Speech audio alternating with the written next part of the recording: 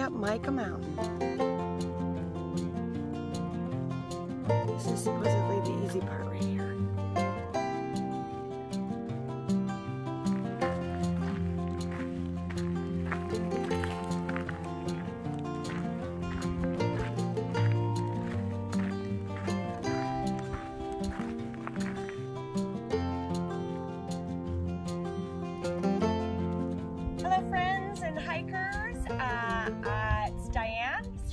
I'm happy to be back on the Arizona Trail, filling in some stuff that we missed last year due to the weather, not the COVID part. So we finished at Pine because of COVID, and we'll go back there in the fall and continue on and finish up the whole trail there. But I wanted to fill in these little bits and pieces down here. So I'm in Saguaro National Park at Grass Shack Camp, and I'm going to be heading up to Manning Camp next. I've got a bit of a climb.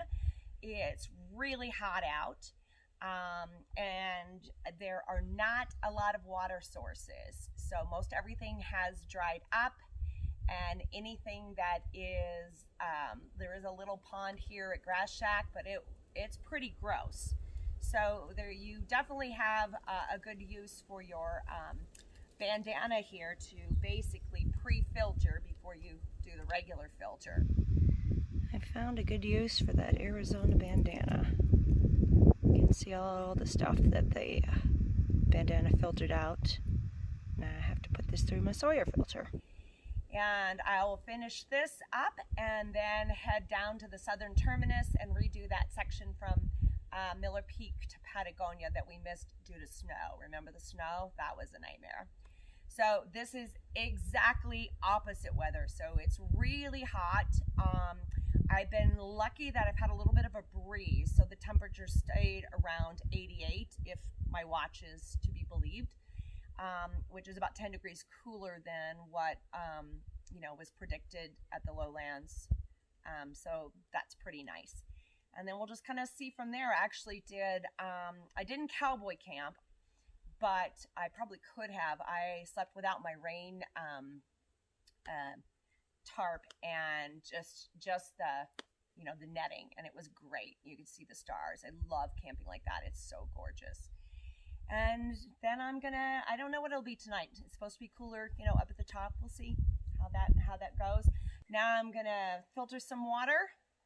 Isn't it beautiful? Don't you love this little shade of yellow? And then I'll head on up to Manning Camp. Looks like that saguaro's got quite a bit of new growth on it.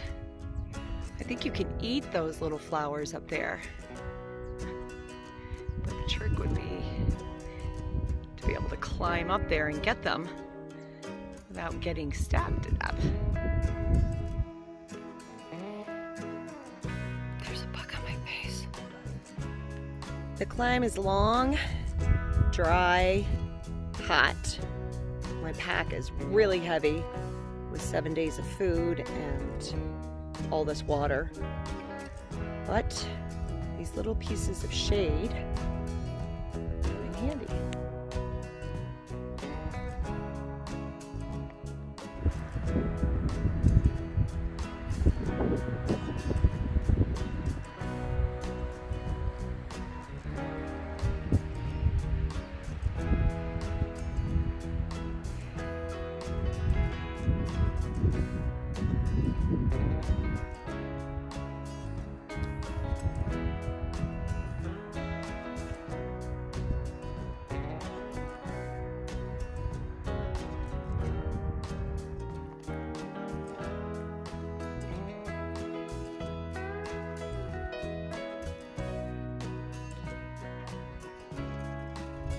So I think that's Spud Rock.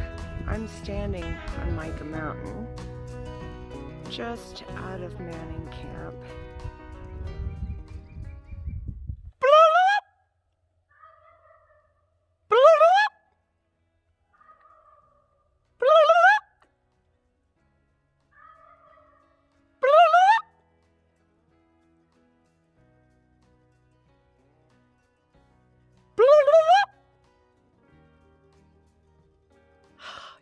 He's gone.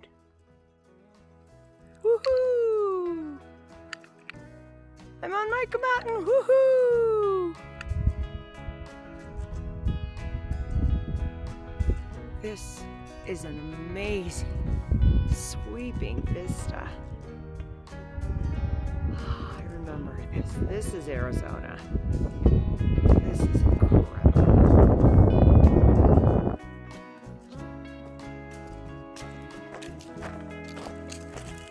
Good morning. I'm back on the trail again. I got up really early, but it took me a while to get out of camp because everything I had was wet.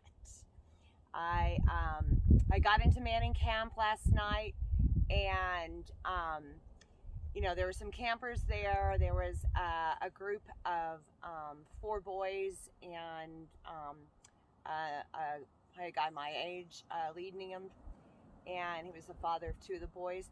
And so they showed me where the water was, and it was in this kind of tricky pool situation, and it was pretty mucky on the bottom, and there was an upper pool, but to get to the upper pool, you had to walk around a rattlesnake, and they were trying to describe where it was, and I was like, ooh, can you show me? So they showed me which rock had the rattler in, and it was still there. So I tried to go around the other way and climb up to these pools, and I made it. It was weird. It was rock climbing because the rocks were coming out and there was nothing to really hold on to. But I got up, and I had my 3 smart water bottles, and then I had my CNOC, which is 2 liters, and the filtering system. So I was up there filtering away, and then I shoved everything. I wore my puffy. I shoved everything in the pockets to try to climb down. And I was basically 1 step away from making it to the bottom, and I slipped and fell in. And it's so weird because when I fell in, it was like, oh, okay, my feet are gonna get wet. But this pool was chest deep. I just kept going in. I was in shock. I couldn't believe it. So I'm like trying to get out, but then my CNOC was still up on the cliff, and I had to climb and get that, and then another water bottle was floating around in the muck. I had to step in and get that, and I came back and I checked in with the ranger. She was a super nice ranger there. She's like, well, if you need anything, let me know. And I said, well, I have my sleeping clothes, but everything was wet. So I wrung it out, and by this time the temperatures are dropping. I hung things in the tree, but it just made for getting ready in the morning a lot longer. Fortunately, the guys had a fire going, and so I could eat dinner there because I knew I was like, my body temp was like starting to go down, and then I wouldn't be able to warm up in my sleeping bag, and it would be, you know, like Miller Peak all over again. So I warmed up a little bit there, went to bed. I was able to kind of get somewhat warm and some pretty good sleep, but my feet were freezing because my socks, my sleeping socks, I had to put on afterwards, but my shoes were still wet, even though I kind of dried them out and I pulled out the insoles and everything. So they got wet, so I couldn't sleep in those. So I had bare feet sleeping, and that was kind of hard. I took my wool cap and put my feet in there. So, you know, you just kind of do what you got to do. But today, the hike has been fantastic. Look at this view. So this is what I'm looking at today. This is amazing. It really just feels like Arizona here. Yesterday it was beautiful, but it was just such hard work. And downhills are always easier for me, even though I still got a ton of water. But this is going to be a great day. Well, that was fun, especially with 4 liters of water packed in my pack. Looks like a hand chair over there. I think I could just sit right down.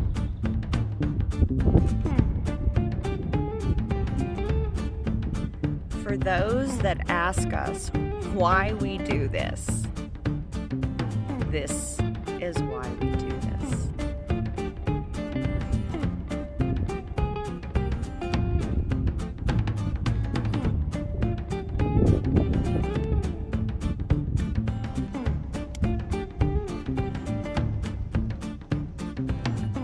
That's it. Smile pretty for me. Guys staying cool?